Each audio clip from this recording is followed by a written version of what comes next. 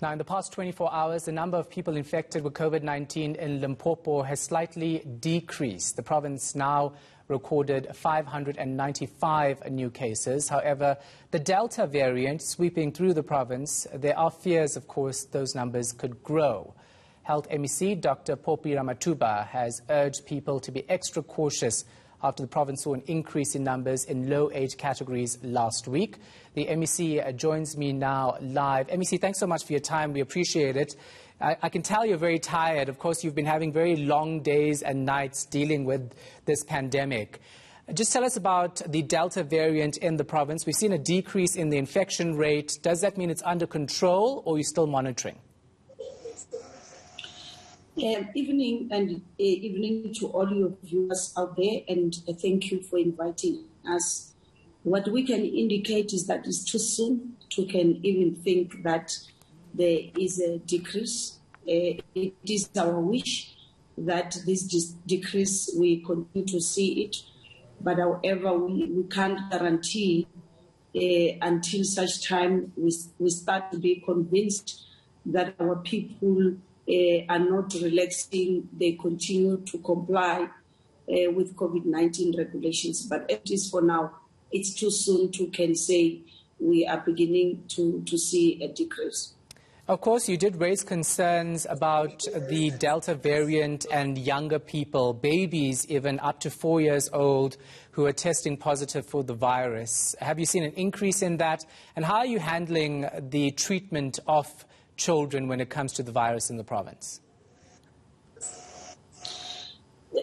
What we can indicate, especially with this with the Delta, is that while we have seen an increase in the newborns and mainly between 0 and 4 years, we have not necessarily seen those that are severely sick that are warranting admissions. Most of them, we are able to pick them up through our tracing teams, because you'll find that one of the parents have tested positive.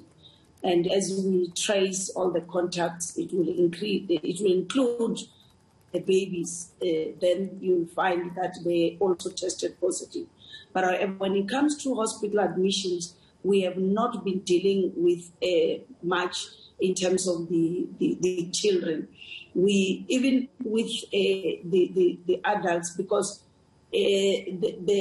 what makes a huge difference between this current third wave that we're experiencing and the second wave is that majority of the people, especially towards the end of last week, those who have been testing positive throughout, from 0 to 49 years, they were in majority. You'll find that there are very few from 50 years and above. Of course, the 60 years could be computed by the fact that the majority in the province had already received the first dose of Pfizer vaccine. That could have contributed towards them not being as we experienced during the second and the first wave. But in terms of the younger generation, you know that most of them, even though they are infected, they don't usually get severely ill like it would when it's those who are at advanced age. So the records that we have in terms of hospital admissions does not necessarily include the children. But what we are doing now is that working with our sister department, because most of the ECDs were still open, the ones that are under the guidance of social development, for them to continue with messaging and assisting those who are managing those ECDs, because they need to assist us. Any child presenting with any symptoms need to be tested immediately, even before testing, need to be isolated and should not be allowed to come to school or to the daycare center. So with that, we believe it's going to assist, because if we don't do that, we are afraid that you might find that we have an outbreak even in our ECD centers. Yeah. Talking about the hospital admissions, what are those standing at, and what's the pressure looking like on your facilities? What we can say, what we experienced, especially in the past week and over the weekend, our two big private facilities in Polokwane town, the Netcare and Mediclinic, were overwhelmed. In the first place is that when pressure in Gauteng started to mount, we saw relatives leaving Gauteng, bringing their loved ones in Polokwane for healthcare, because there is still the belief that private facilities will offer a better care than the public facility, such that you'll find that a family will pick up their loved one because they couldn't find a bed in of the private facility in Gauteng, even though a public facility still had beds. And that, unfortunately, became a pressure to our private facility. They become full very quickly, and even when our the people who are residing full time in Limpopo, who weren't admissions, some of them couldn't.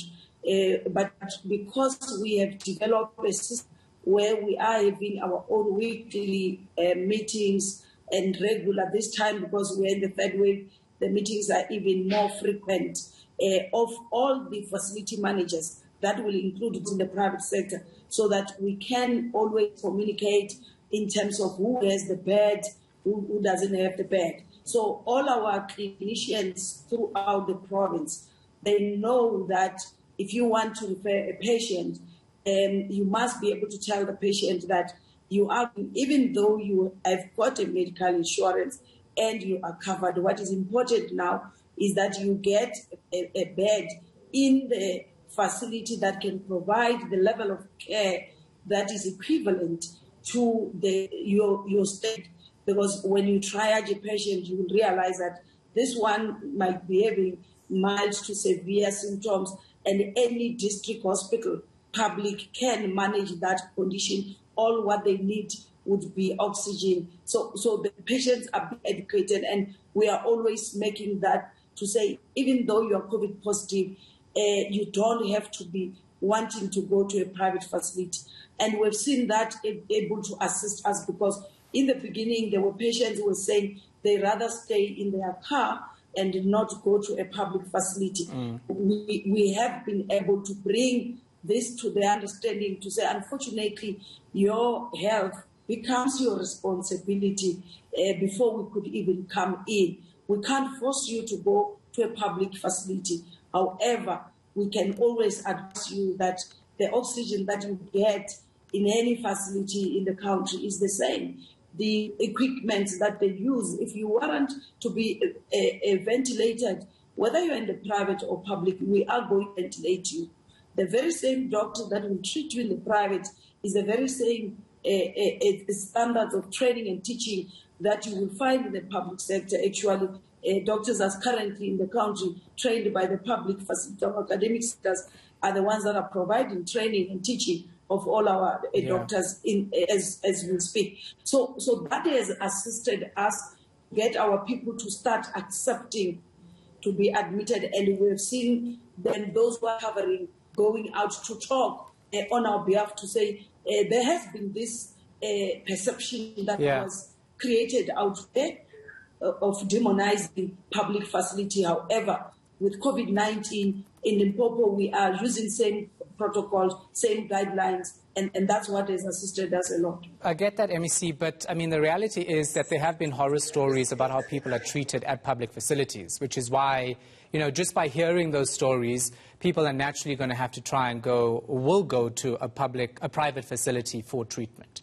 So, I mean, you have to understand that, right? That is why we are patient with them. We are not fighting with them. We explain so that they can understand that we are in a life and death situation here. When we manage COVID-19, we are managing it together. And also the public must appreciate the fact that, for instance, in our province, Limpopo, just less than 9% of the population is covered with medical insurance. The remaining 91% plus is not covered. So if you look at the workload that the public facility has to deal with on a day-to-day basis, it's too a lot as compared to the workload that the private facility will be able to deal with. Yeah. So the volumes of the patients that we deal with will also have an impact on the quality of the service that people will then receive. But what we have heard from COVID-19 is that, unfortunately, it affecting more of those who are affluent, more of those that are like me and you, who can afford probably medical insurance. It's not too much when you look at the very same rural and the poorest. Hence, you see that the first system to feel the pressure, whether you go to Gauteng or Western Cape, the first system to feel the pressure as soon as a wave hits us will be the private healthcare, not necessarily the public, because people who can afford are the ones who are severely affected by COVID-19. Right. Hence, we are emphasizing this to say, let's work together and to our people that at the end of the day, it's about saving your life and preserving your life. All right. Thank you so much for your time. We appreciate it. That is Limpopo's Health MEC Dr. Popi Rama-thuba.